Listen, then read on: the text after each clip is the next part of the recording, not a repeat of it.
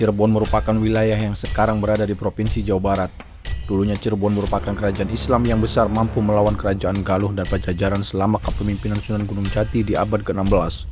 Dari padukuhan kecil pinggir sungai hingga menjadi kerajaan Islam yang merdeka di Tatar Sunda. Tentu, Cirebon sudah mengalami berbagai gejolak politik dan sepeninggal Sunan Gunung Jati, Panembahan Ratu I selaku penggantinya memilih untuk Cirebon menjadi negara yang ayam tentrem. Sedangkan Sumedang dulunya merupakan kerajaan pecahan Sunda Galuh yang bercorak Hindu-Buddha. Seiring berjalannya waktu, Sumedang menjadi kerajaan Islam setelah keruntuhan Sunda Galuh yang kemudian melebur ke kerajaan Pajajaran. Pertengahan abad ke-16, Sumedang menjadi kerajaan Islam seiring pemimpinnya Ratu Pucuk Umun memeluk agama Islam. Dia memerintah bersama suaminya, Pangeran Santrik atau Ki Gedeng Sumedang. Mereka adalah orang tua dari Pangeran Gesan Ulun yang nantinya akan menggantikan mereka, dan dari sinilah konflik akan terjadi. Sebuah perang besar antara Cirebon dan Sumedang berkecamuk. Satu peristiwa yang mengharuskan kembali Cirebon menabuh genderang perangnya. Satu kejadian yang menginjak harga diri kerajaan dan menyayat hati sang raja. Bermula dari satu wanita bernama Ratu Harisbaya, seorang ratu cantik keturunan Madura yang diasuh oleh kerajaan Pajang yang resmi menjadi istrinya, direbut oleh Gesan Ulun selaku raja dari Sumedang Larang. Sebuah kerajaan yang berbatasan langsung dengan Cirebon berada di sisi barat. Hal ini membuat murka Panembahan Ratu. Lalu, bagaimana kisah selanjutnya dan apa yang terjadi setelahnya? Mari kita telusuri sejak sejarah perang Cirebon Sumedang bersama Zar dalam jurnal pagi ini.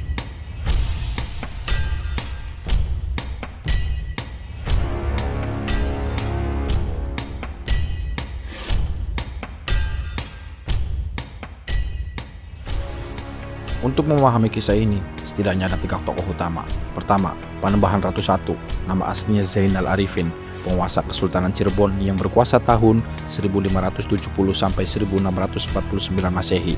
Ia cucu Sunan Gunung Jati, memimpin Cirebon jadi pusat perdagangan dan Islam yang makmur. Panembahan Ratu dikenal sebagai orang yang ahli agama. Selama kepemimpinannya, Cirebon dalam kondisi damai karena sang raja menghindari konflik. Kedua, Prabu Gesan Ulun, penguasa Sumedang Larang, berkuasa dari tahun 1578 sampai 1610 Masehi. Di bawahnya, Sumedang jadi kerajaan yang kuat dan disegani di wilayah Parahyangan, seorang pemuda yang tampan dan menawan. Dan ketiga, Ratu Harisbaya, seorang putri ningrat asal Pajang berdarah Madura, cantik dan berwibawa. Dahulu ia pernah sama-sama berguru agama di Kesultanan Pajang bersama kedua raja ini. Dari sinilah kisah ini akan dimulai. Bukan hanya soal wanita dan cinta segitiga, melainkan sebuah kehormatan dan kewibawaan kerajaan dipertaruhkan.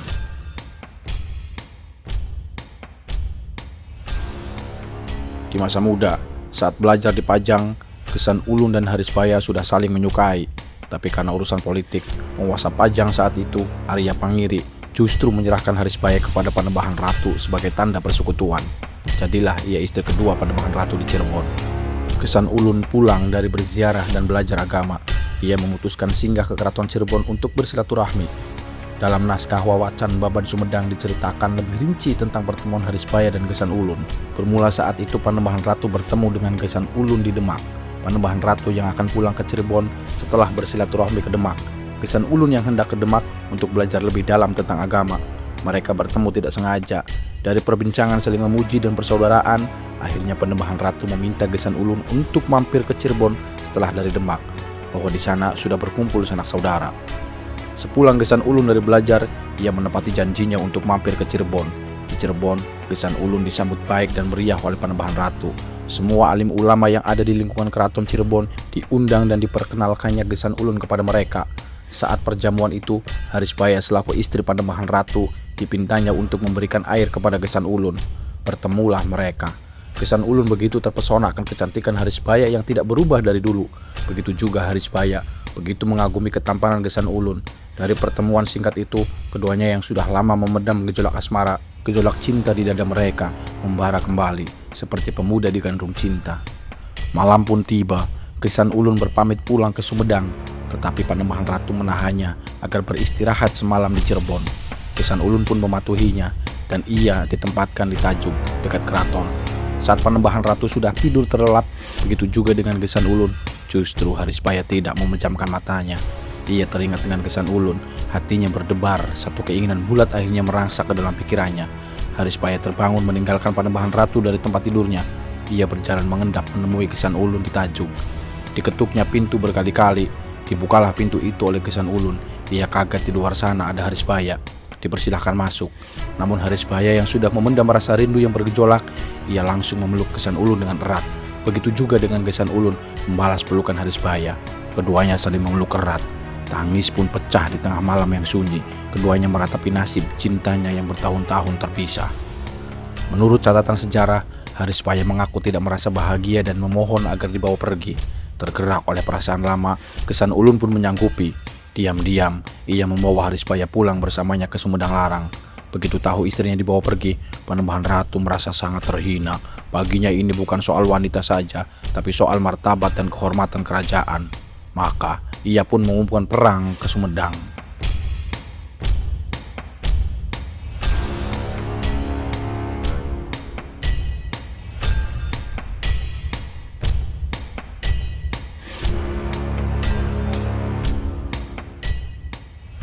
Seisi keraton Cirebon geger tentang hilangnya Ratu Harisbaya.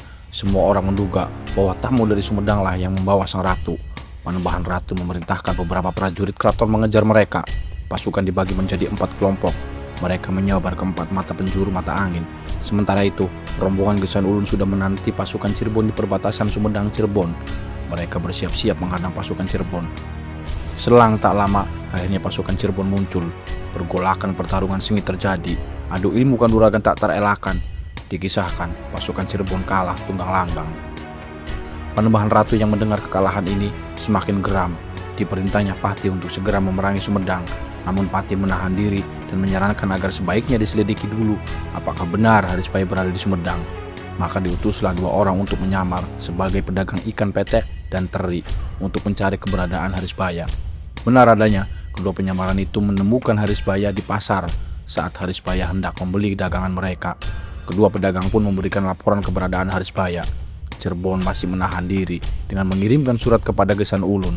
Surat itu berisi peringatan, jika Ratu Harisbaya tidak dikembalikan, maka Sumedang akan digempur habis-habisan. Surat pun berbalas, pihak Sumedang enggan untuk mengembalikan Harisbaya. Maka Panembahan Ratu memproklamirkan perang. Ia memerintahkan seluruh pasukan agar berangkat ke Sumedang untuk memerangi Sumedang. Jaya Perkasa selaku Pati Sumedang menyambut sukacita ajakan perang dari Cirebon, karena inilah yang ia kehendaki. Perang pun pecah. Jaya Perkasa dengan semangat berapi-api melawan pasukan Cirebon tanpa henti. Ratusan nyawa prajurit dari belah pihak berjatuhan. Perang antar 2 kerajaan tetangga ini baru berhenti setelah Jaya Perkasa tewas di tangan tentara Cirebon. Dikisahkan, setelah mendengar kabar Jaya Perkasa tewas, Gesan Ulun mengajak seluruh rakyat untuk pergi dari kota menuju dataran tinggi untuk menghindari amukan prajurit Cirebon. Tak luput Harisbaya pun ikut bersama Gesan Ulun. Setelah meninggalnya Jaya Perkasa dan juga Panembahan Ratu akhirnya mengetahui bahwa bukan kehendak Gesan Ulun, melainkan Harisbaya lah yang menghendaki untuk dibawa kabur dari Cirebon. Akhirnya disepakati kesepakatan damai antara kedua kerajaan itu. Sebagai juru damai, dipilih Sultan Agung dari Mataram, penguasa paling berpengaruh di Jawa saat itu. Hasil perundingannya cukup jelas dan adil. Pertama, Panembahan Ratu I menceraikan Harisbaya secara sah menurut hukum Islam dan adat. Kedua, Harisbaya lalu dinikahkan secara resmi oleh Prabu Gesan Ulun, sehingga statusnya tidak melanggar aturan. Dan ketiga, sebagai ganti rugi kehormatan dan biaya perang, Sumedang menyerahkan wilayahnya, Sindang Kasih, atau sekarang bagian dari Majalengka, kepada Cirebon. Sejak itu, perang berhenti. Hubungan kedua kerajaan perlahan pulih membaik. Jika kita telaah dari kisah ini, bahwa sebenarnya bukan hanya kisah asmara, melainkan terdapat dinamika politik, batas wilayah, dan cara menyelesaikan konflik di masa lalu. Sekali lagi, komunikasi yang baik, diskusi, membuahkan hasil yang positif.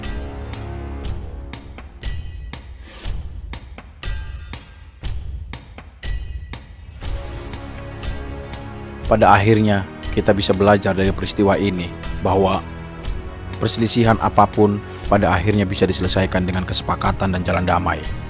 Semoga kisah ini bisa menambah wawasan sejarah kita. Jika video ini bermanfaat, Anda bisa membantu channel ini dengan tekan tombol like, share, dan subscribe. Dan jika ada tambahan informasi tentang kisah ini, kita bisa diskusi di kolom komentar. Terima kasih sudah menonton video ini. Sampai jumpa di Jurnal Pagi selanjutnya. See you.